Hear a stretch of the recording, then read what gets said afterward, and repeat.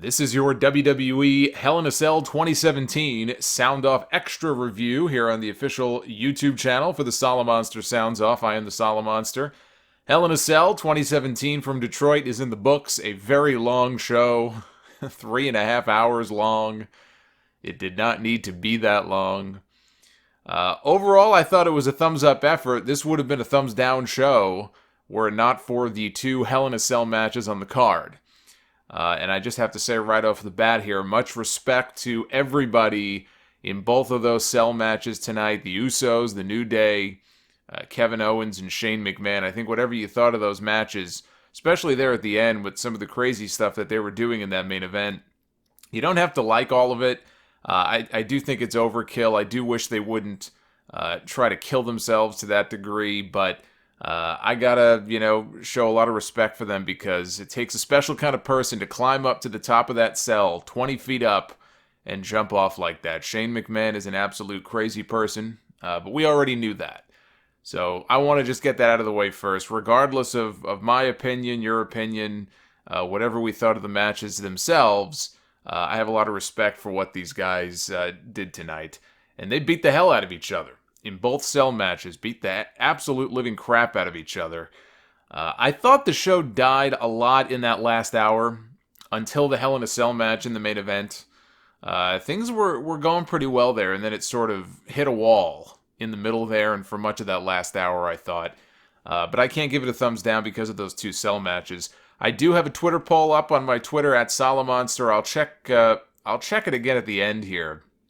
But just to give you a sense of what the overall feedback is so far, poll's only been up about 5 minutes. 700 votes already in. 70% thumbs up, 30% thumbs down.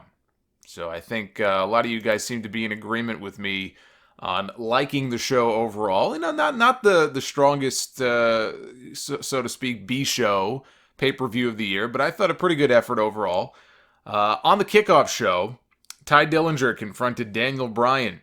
Said that he wanted to be added to the U.S. title match, make it a triple threat. Bryan granted his request, which made sense given that it should have been a three-way to begin with. I've been talking about this for weeks now. But especially after Dillinger got that flash pin on Baron Corbin on TV last week, there was really no reason for him not to be included in this championship match, so he was added. The only other thing of note on the Kickoff show, Chad Gable and Shelton Benjamin beat the Hype Bros. Good match. Little miscommunication between Mojo and Zack near the end. Benjamin hit the pay dirt on Zack Ryder, but it got broken up. There were actually a couple of near falls like that here in this match where you thought, okay, this is going to be the finish, and it just kept going. And I guess for the Kickoff show, it kind of surprised me, but so there were a couple of instances of that. Benjamin got Ryder up in a powerbomb position. Chad Gable off the top with a modified version of the old Doomsday device for the win. The finish was never in doubt, but they did not do the official split between Zack Ryder and Mojo Rawley here. I assume they're going to save it for Tuesday unless they're going to milk this. They've been milking this for a while now. I mean, how many miscommunications can one team have? So it's very possible we get the split on SmackDown in the next week or two, but it's coming. The Hype Bros are not going to be hyping for much longer. The only question is who turns on who? Who goes heel in this equation? I'd be curious what you guys think. I mean, who do you think should go heel? For me, I would turn the guy who has the most upside. Zack Ryder is in the position he's in. He's never going to go any higher than he is. He is where he is. He's been there for so long. He had the big push all those years ago. I don't really see him going beyond the spot he's in now. Mojo, on the other hand, you would think they have some higher aspirations for. And I'd be curious to see how he can pull off a heel turn. So if it were me, I'd go with Mojo. Even though, Zack Ryder's been doing the babyface thing for so long. So we'll see who gets the nod once the split actually happens. Pay-per-view opened with the first of two Hell in a Cell matches. This one for the SmackDown Tag Team titles. The New Day defending against the Usos. What can I say about this match? I love this match. I thought that this was an outstanding match. There were, lots of plunder and weapons and stuff. 2 trombones. Xavier Woods broke 2 trombones over on the Usos across the ribs, and a cowbell, I believe, and a gong. So there was some silly, goofy stuff at the beginning. But it got really serious and pretty intense as the match wore on. It wasn't all comedy. There was one very creative spot that I loved here in this match where they trapped Jey Uso in the corner of the cell. They basically barricaded him in with a bunch of kendo sticks. So they took about 4 kendo sticks. They jammed them sideways through the holes in the cell, and they created almost like this little jail cell where Jey was trapped in the corner. He couldn't move. It's hard to come up with innovative things in a match where you think you've seen everything, because we've seen how many Hell in a Cell matches by now? 20, probably 20-something Hell in a Cell matches. And you think, well, okay, we've seen everything. We've seen every iteration of a table spot and this and that and climbing up. This was something I'd never seen before. And I thought that was a very clever spot. Consecutive Samoan splashes by the Usos to Big E. Somehow he kicked out. We had Xavier Woods handcuffed by the Usos. They put him around the post. So picture back in the day when Kane handcuffed Shane McMahon to the ring post and took some jumper cables to his balls. That's basically what happened here. He was trapped. He couldn't move. He was around the post. And the Usos just brutalized this guy with kendo stick shots over and over and over again. You know what this was? This was straight out of the I Quit match that John Cena had with Randy Orton at that Breaking Point pay-per-view back in 2009. That's exactly what this was. Only even more brutality because you had 2 guys whipping you with kendo sticks instead of 1. There was a big ending to Jimmy Uso in the ring. He kicked out. Lots of kickouts of finishers and big moves here. Jey Uso goes for a super kick on Big E. This was after the big ending. Big E catches him. He turns it into a stretch muffler submission. The old Brock lock. Jimmy then super kicks Big E to break that up. We had stereo Samoan splashes yet again on Big E, but still handcuffed, mind you. Xavier Woods broke up the pin attempt at the very last second. Usos then turned their venom on Woods, laid him out, placed a chair across his chest, came off the top one final time with double Samoan splashes to win their 5th tag team championship. Like I said, outstanding match. I love this match. That was a match worthy of the Hell in a Cell stipulation. That's how you do Hell in a Cell. And kudos to both teams. Not just for all the abuse they took, and they did. They took a lot of abuse here in this match. But for some of the creative spots that they worked into the match that I had not seen before. By this point, I would say it's time to move on after so many matches. Like I'm saying, normally in a situation like this, it's Hell in a Cell, it's the climax. We've already seen them wrestle 3-4 different times. Normally, I'd say time to move on. But honestly, the matches, I've enjoyed every single match that these two teams have had. It's not like they have this great depth of tag teams right now on SmackDown.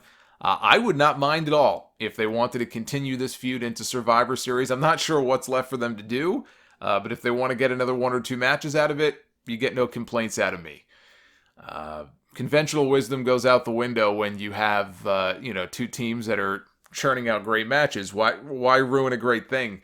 I thought this match could have headlined the show. Obviously, it wasn't going to because of what they had planned in the main event, but I thought this was good enough that had they wanted to, they could have easily headlined this pay-per-view with this match. We had Randy Orton against Rusev. Rusev. See, to further prove my point that they went with the wrong evil heel foreigner as WWE champion, before the show on WWE.com, Dasha Bot, as I call her, interviewed Rusev. Rusev was in the hallway, just minding his own business. He was leaning up against a cart or something. He was wearing a hoodie.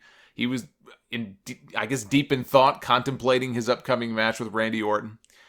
And Dasha Bot starts saying, how Orton has gotten the best of Rusev before. And Rusev cuts her off and says, "What do you mean, gotten the best of me? The series is tied 1-1. It's called a rubber match. Whoever wins this wins in life." That's what he said. Wins in life. And as somebody pointed out accurately on Twitter, I think Rusev, with Lana and all, I think he's already winning at life. But anyway, so Rusev goes on. He says he's in Hoodie Rusev mode. And Hoodie Rusev never loses. The whole time it looked like he was ready to just bust a gut. He looked like he was going to corpse at any moment. Even Dasha looked like she might malfunction at any moment and show actual human emotion. We were 2 seconds away from a send for the man moment for the next Botchamania. But this was fantastic. So then we have the match. The match itself was not fantastic. It was okay. There was one spot where Orton was doing the whole deal where he starts pounding on the mat to to warn his opponent that an RKO is imminent. Rusev picked up on this. He reached over. He grabbed Orton by the wrists, rolled over into an accolade attempt. I thought that was pretty cool. Orton escaped, hit the RKO out of nowhere for the very predictable win. I don't see what Randy Orton winning this match does for anybody. You know, Orton's not challenging Jinder Mahal again for the championship. I hope to God he's not. And the way they've booked Rusev, I think, since he's come back has been an absolute sin. As far as Randy Orton, we know he's dying to go heel again. He's been pretty public about that. He hates being a babyface. I say swap him over to Raw. Move Samoa Joe over to SmackDown. Move Orton over to Raw. Let him go heel on Raw. We had AJ Styles, Baron Corbin, and Ty Dillinger in a triple threat match for the United States Championship. The way it should have been all along. This should have been a three-way. So I was happy to see them make that move, even if it was at the last second. This got good down the stretch. First half of the match was kind of a bore, I'm not going to lie. Mostly because of Baron Corbin just being on offense for so long. Picked up in the second half. Styles bumped his ass off in the match. Corbin was tossing AJ around like a cruiserweight, just throwing this guy around. He took a lot of abuse, AJ did, to the shoulder. That was starting to get me worried. He got thrown shoulder first into the barricade outside. We've seen guys go shoulder first into the barricade before and put their shoulder out, dislocate their shoulder. What happened to Balor at SummerSlam last year wasn't quite the same thing. He did get thrown into the barricade, I guess he did. So anyway, whenever I see that, I kind of cringe. But then there was another spot later on at the end, at the finish, where Corbin boots him out of the ring. And AJ just goes right through the ropes, hits the floor hard, lands right on his shoulder. And I kept wincing because I remembered what happened earlier. And I'm thinking to myself, the last thing they need, of all people, is for this guy to go down with like a rotator cuff tear, something that's going to keep him out 6 months or 8 months. So hopefully he's okay. He looked to be okay. Dillinger countered a Styles clash at one point, got caught though in the calf crusher. Corbin broke that up. Styles hit a beautiful springboard 450 on Corbin for a near fall. Phenomenal forearm to Dillinger, which brought Corbin into the ring to kick Styles out to the floor, as I just mentioned. And he steals the pin on Ty Dillinger to win the United States Championship. Corbin's very first singles title that includes NXT. It was patently obvious once they added Dillinger to the match what his purpose was in this match, which was to eat the fall. I think most people probably saw that coming from a mile away. That protects AJ. I'm fine with it as long as it gets AJ away from the U.S. title. I'm sure initially he's going to still go for the championship. He gets his rematch. This may go into Survivor Series.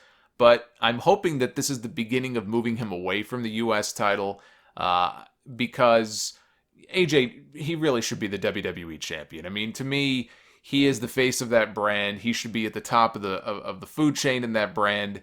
And I'm going to talk about Jinder and his match and the WWE title in a little bit, but I see no reason to settle for mediocrity here on this show. I'm tired of it. I'm tired of the championship not being, featured as prominently as it should be, quite frankly. So hopefully this is the beginning of moving him away from the U.S. title. I mean, look, if it were me, AJ wins the Royal Rumble. He challenges for the WWE title at WrestleMania, preferably against Nakamura. Although at this point, it's hard to tell how much value Nakamura is even going to have after all these losses to Jinder Mahal. But I think AJ can win the Rumble, and you can have Roman Reigns win the Elimination Chamber, to earn his shot against Brock Lesnar. I mean, we don't need another Royal Rumble match ruined by the crowd crapping all over the finish. We had Charlotte and Natalya for the SmackDown Women's Championship. I didn't like this match. I was bored for most of it. I know they're telling a story and it has to play out, but as a match for tonight, I was bored. It was Natty working over Charlotte's leg for most of the time. Charlotte countered a sharpshooter. She hobbled up to the top rope, hit a moonsault out onto the floor, onto Natalya, selling her leg in the process like she heard it on the way down. I'm watching this. I'm like, you know what? That's what you get for doing a moonsault to the floor when you have a bum leg. like these baby faces are not too bright. It's like Shane, right, in the main event, which I'll get to. But you have Shane in the main event. Kevin Owens, he's ripe for the picking. And Shane is like, no, you know what? I haven't reached my my quota on high-risk moves here. Let me climb to the top of the cell. It's like, come on. How dumb are some of these baby faces here? But Natty grabs a chair, hits Charlotte in the leg with it, gets herself DQ'd. I had a lot of people online telling me that, it sets up the big Charlotte title win at Starrcade, inside the cage. Look, as far as anybody knows right now, Starrcade is a frickin' house show. It's not even being televised. Why should I care? I don't care about Starrcade.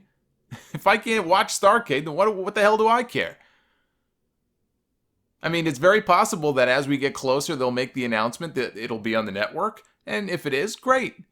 But if it's not, I don't care. So I just wasn't a fan of this. If you're into the story, fine. It's one chapter of the story. But I'm not into this at all right now. I'm not going to apologize for not being into something that I have no interest in. It just doesn't have my interest. It's not doing anything for me. We had a Fashion File segment. This was kind of a letdown. This was really a bait and switch in a lot of ways. It was like a half-ass Fashion Files that was more of a tease for the real Fashion Files on SmackDown this Tuesday.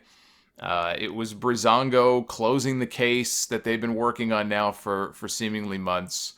And then the Ascension comes in, and this wasn't really funny at all. It did end with sort of a kind of like a knockoff scene, a little throwback to the old Pulp Fiction movie where they open a briefcase and it's shining in their face. And I guess that's the quote-unquote new case, literally the new case, for them to cover. So it's going to be Pulp Fashion. That's what they're calling it on SmackDown this week. Hopefully they have something in mind that's funnier than what we got here. Shinsuke Nakamura and Jinder Mahal for the WWE Championship. These two just don't have any chemistry together. This is now, what is this, the third match now that we've seen? I think, right? This is match number 3, I believe, between them. That's more than enough for me to draw conclusions here about these two. I have yet to see a Jinder Mahal-Shinsuke Nakamura match that I actually really liked. I just haven't enjoyed any of their matches. In fact, I have not enjoyed any of Jinder Mahal's matches, in these pay-per-view matches anyway, since winning the championship. And hey, some guys have it, some guys don't. Some guys just, they're just very vanilla and boring together. Some guys go out there and they have classic matches. These two guys just don't have it. Singh brothers kept interfering until the referee, Charles Robinson, finally ejected them both from ringside. While that was going on, Nakamura hit a Kinshasa on Jinder, but the ref rushed back in. When he did, Jinder was close enough to the ropes to grab it, got the rope break. Nakamura goes for a second Kinshasa. Jinder moves out of the way. Nakamura goes knee first into the turnbuckle. Mahal hits the Kalash and scores the clean pinfall to retain the WWE Championship. This program has done Nakamura no favors at all. And I've given WWE a lot of credit when other people have been shitting all over them. Oh, what are they doing? What are they doing to Nakamura, right? And they're going on and on. And I'm actually defending them, saying, look, Nakamura has had a pretty good year. He debuted on the main roster in April. He had a pretty kick-ass debut that first night he came out on SmackDown. They've kept him pretty strong for the most part ever since. He's gotten 2 clean wins on TV in a month over John Cena and Randy Orton, 2 of the biggest stars in the company. And now he's challenging in this program for the WWE Championship. And he hasn't even been here for a full 6 months. So I've defended them on this. And I've said, you know what? I think the guy's actually done pretty well for himself. At this point, the bloom is coming off the rose. It's hard to defend this. I see what they're trying to do. They're trying to give Jinder the rub from a guy who is a bigger star. Even though he hasn't been on the main roster for that long, he is a bigger star. He is a bigger name than Jinder Mahal. And so they're using Nakamura to try to elevate Mahal. The problem is Mahal is not the guy. He probably never will be. He's been champion now for well over 100 days. He's had a bunch of pay-per-view main events. They've all largely sucked. And at what point do you say, okay, this just is not working? This guy is not meant to be in this position. I mean, it's been a long time since I've had this little interest in the WWE title and the WWE Championship, feud or main program.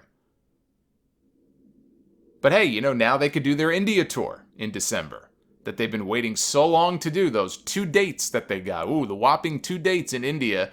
Now they've got Jinder as their champion and he can go to India and defend the title. You want to know the funny thing? The funny thing is that the network subscriber count is actually down in India since Jinder won the championship. Whether it's his fault or not, he certainly hasn't done anything to elevate business in India. Somehow I don't think that was what they were going for. But this has not done Nakamura any favors at all. And, I had one person, I think, tweet at me, when I mentioned that. I mentioned that point that I think it's done no favors to Nakamura. They said, well, why don't you just focus on what it's done for Mahal? Okay, well, what has it done for Jinder Mahal? What has it done for Jinder Mahal? Is Jinder Mahal now looked at on the same level as the top guys in the company? No.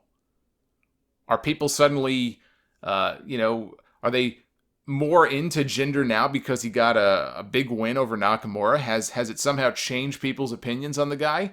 Not that I could tell. Hasn't changed mine. I mean, you can not like Nakamura. I'm not saying you have to like Shinsuke Nakamura. And I'll admit, he's missing something since he came to the main roster. There's something missing there. I don't know, maybe it's just who he's programmed with. Maybe he just has to be in there with the right opponent. I don't know. I know what I've seen from him in the past. I know what he's capable of. We haven't even seen that yet. Hopefully at some point we will. You put him in there with a guy like AJ, I guarantee you we will. Nakamura is just not the kind of guy that you can stick in there with anybody and expect a good match. That's the other thing that we've learned. As good as he is, he's not good enough to be that guy. So it goes both ways. This is not just a failure on Jinder Mahal. I haven't really been impressed by what I've seen from either one of these guys. But to me, Jinder is no higher on the totem pole now, in my eyes, than he was a few months ago after he first won the championship. You can keep giving him these big wins. It ain't working.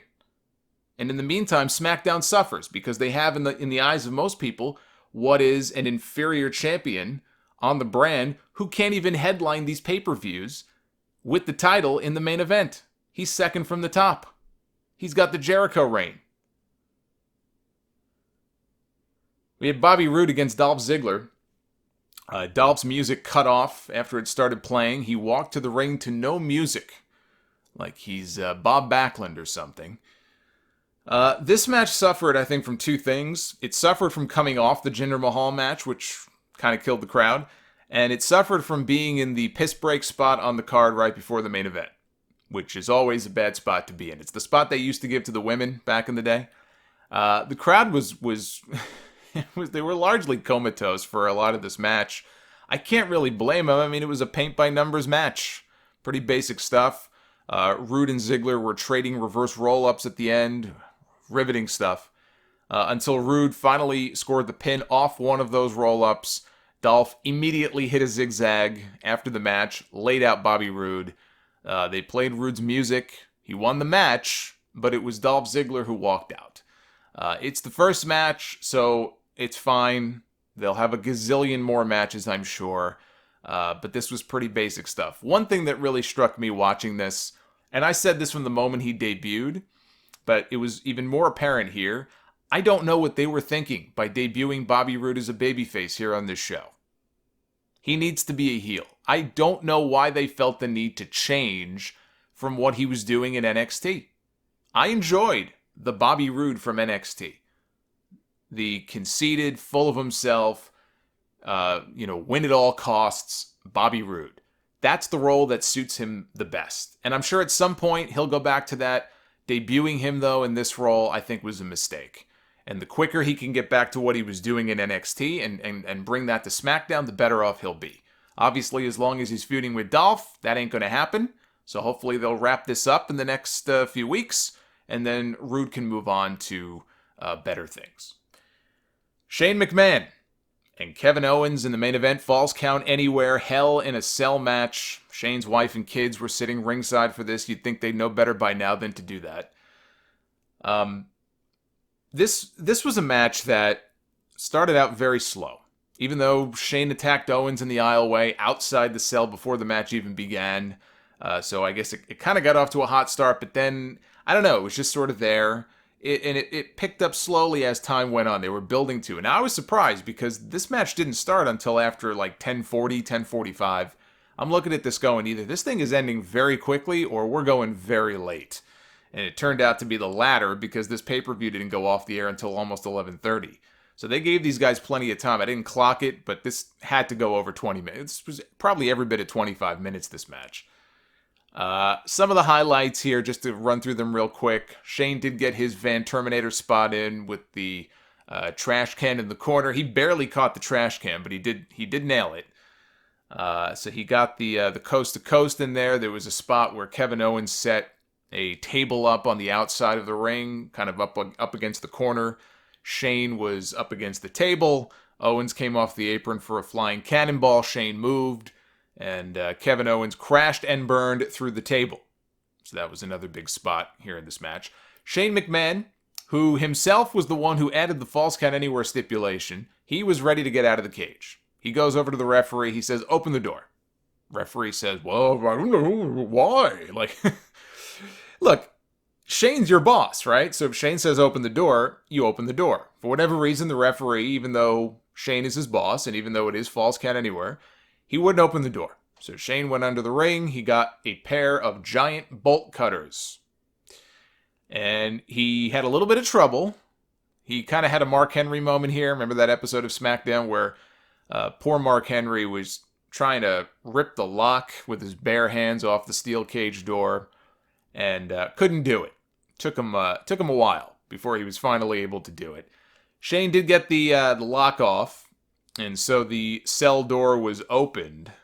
So now they take the brawl outside of the cage. Owens gives Shane a DDT on the entrance ramp at one point. They circle around to the other side of the ring where the announce tables are.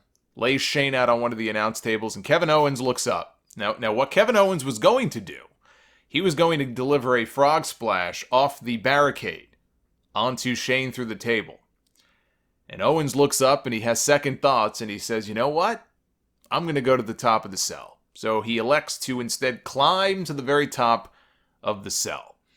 And now he's looking down. I get nervous when I watch these guys up there. I'm afraid of heights. So I see these guys like standing with their tippy toes on the edge of the cell looking down, and I start sweating a little bit. It's like, oh boy.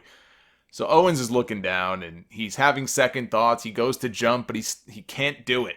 He just can't bring himself to do it. Meanwhile, while he's having this inner struggle, Shane McMahon rolls off the table, and he starts to climb the side of the cage.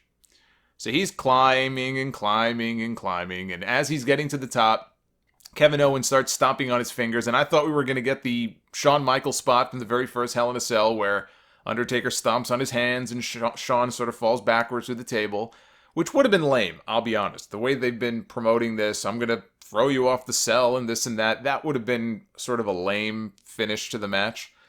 So Shane's fighting back. He's throwing punches.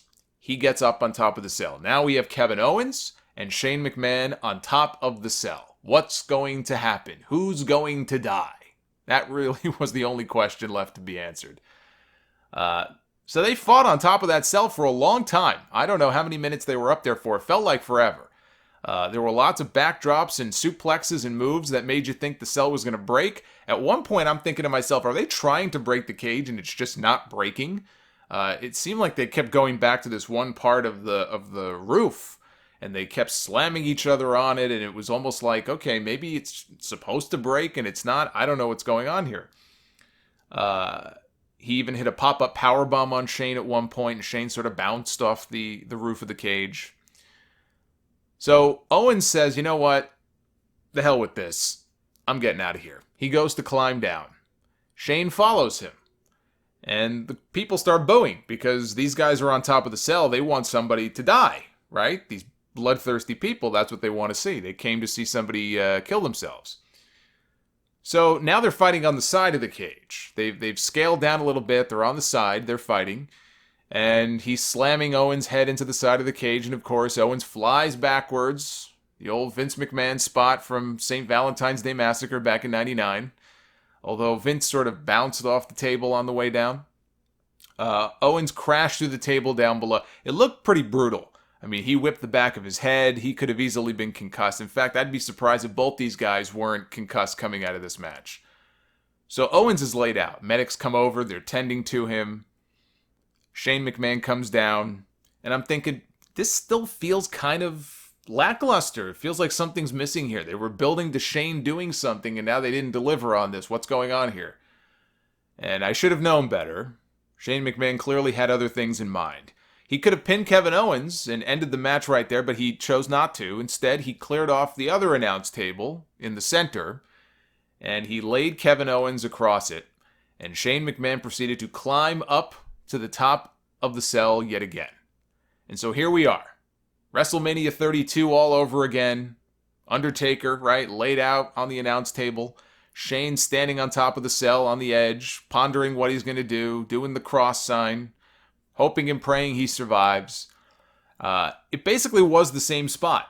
They repeated the spot from the Hell in a Cell match that Shane lost to The Undertaker at WrestleMania 32. Only this time there was a very interesting swerve. Here at the end of this match, Sami Zayn showed up. Now, I don't know where Sami came from. I don't know if he was in uniform with a disguise, maybe dressed up as a cameraman. I don't know if he came out of the crowd, under the ring. I don't know where he came from. I didn't even notice him at first. I didn't really notice him until after he had pulled Owens off the table. But as Shane jumped off, Sami Zayn reached over. He pulled Kevin Owens off the table. Shane McMahon from 20 feet up comes crashing down through the announce table. I thought he broke his arm. He came down elbow first. It looked brutal. I thought he broke his arm, his elbow or something. I think he's okay. But then the camera zoomed in on Sami Zayn, and then the crowd started to react. Only then did people realize, oh shit, it's Sami Zayn. And I thought that was pretty cool. I didn't see that coming. Now, I've heard, murmurs, rumors, oh, Sami might go heel. And I did think maybe he'd have some involvement in this match only because of what happened on SmackDown last week when Sami confronted Shane in the back right before he came out at the end of the show. And he tried to talk some sense into him, and Shane sort of cast him away. And they ended with this close-up of Sami Zayn. I thought that was kind of odd. I thought maybe that could lead to something, but then I didn't really think about it again after that. So kudos to them. I didn't see this coming, let alone him helping Kevin Owens. Is this a full-blown heel turn for him? I don't know. I would not jump to conclusions yet, only because he seemed to have a look on his face when this was over like, what have I done? It wasn't like he had this evil heel smirk on his face. We'll find out, I guess, on Tuesday what his reasonings were for what he did, or if he and Kevin Owens are back together again. I kind of hope they are. I think it could be very interesting if the two of them are reunited, but as a heel combo, and maybe even an on-again, off-again tag team kind of thing. I think that would be pretty interesting, actually. But I am withholding judgment until we know for sure. I'm not sure if this is a full-blown heel turn and an alliance, if that's what we're dealing with here. But he saved Owens' ass. And not only did he save him from a certain doom, he then put Kevin Owens on top of Shane McMahon. And of course, it's a Falls Count Anywhere match. Referee counts the fall. Kevin Owens is your winner, thanks to the assist of all people from Sami Zayn, his former best friend and more often than not, his bitter rival, helping him win this Hell in a Cell match here. I'm sure Shane will not be very happy about one of his employees on this show costing him the match. And it was funny, too, because as Sami was leaving, it looked like some of Shane's kids were getting up in his face. So I thought that was interesting. Shane left on a stretcher. They put a neck brace on him the whole 9 yards. He gave the thumbs up before they went off the air. I enjoyed what they did at the end. I thought that all the risks and the jumping from the top, I really wish they would dial that back a little bit. Um, I hate that I even was sort of disappointed and I was waiting for Shane to do something. Because it felt anticlimactic, but only because they built it up that way where you expect him to do something crazy. And then when he doesn't, it's like, oh, okay. So I wish they would just not do that, because one of these days this guy's going to absolutely kill himself. And then I'm going to feel guilty, and I don't want to feel guilty about it. So I thought good match.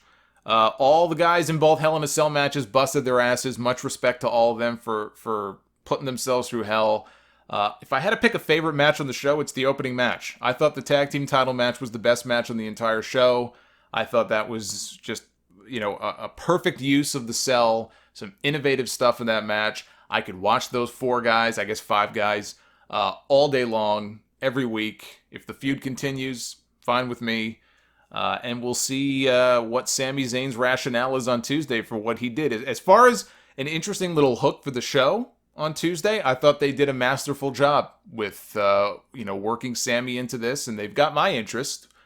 I'm curious to see where they go with this now. But Sami Zayn factoring into the main event finish on a pay-per-view. It's about damn time. They've done nothing at all this year with Sami Zayn. Sami Zayn is the guy who actually was used as a stepping stone for Jinder Mahal. When Jinder first came to SmackDown, Sami was the one, I think, that he beat. It might have been in the Battle Royal, but, it was Jinder who almost used Sami as a launching pad to become the champion and be prominently featured. And Sami has almost been just a forgotten about entity on this show for so long. And he had that little mini feud that wasn't with Mike Kanellis, who we won't even talk about him, what they're doing with that guy. And so here we are now, almost at the end of the year. And finally, it seems like they're going to feature Sami Zayn in something meaningful here on the show. Long overdue that they do something with Sami Zayn, because he's still over. He's still pretty popular, even though they really haven't done anything with him, which makes it a little more curious if they were to turn him heel, but we'll see what they do. But that was Hell in a Cell. I thought overall a thumbs-up show, but only because of the 2 Cell matches. You take those 2 matches out, and this is a pretty thumbs-in-the-middle pointing down show, were it not for the 2 Cell matches. Let me check the final results of the poll here.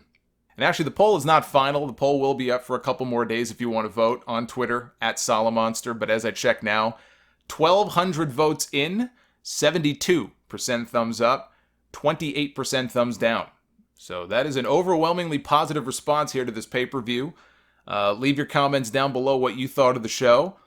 Quick plug here for those of you who are not aware. If you want to pick up the new Jim Ross book for free, use our Audible link, audibletrial.com/Solomonster. You got to sign up for the 30-day trial, and you get the new Jim Ross book for free. He's got the audiobook version up on there, 11 hours worth, narrated by JR himself. Even if you cancel the trial and don't get billed by Audible, you get to keep the book for free. Use our link, audibletrial.com/Solomonster. I'm out of here. I will be back with more Sound Off Extra content very soon. There is some stuff I've got planned here for the channel. There'll be a DVD review coming out in the next few weeks. More Sound Off Gamers when 2K18 comes out next week for PC. A lot of fun stuff. Check that out. I'll see you guys back here again real soon. Until next time, take care, guys.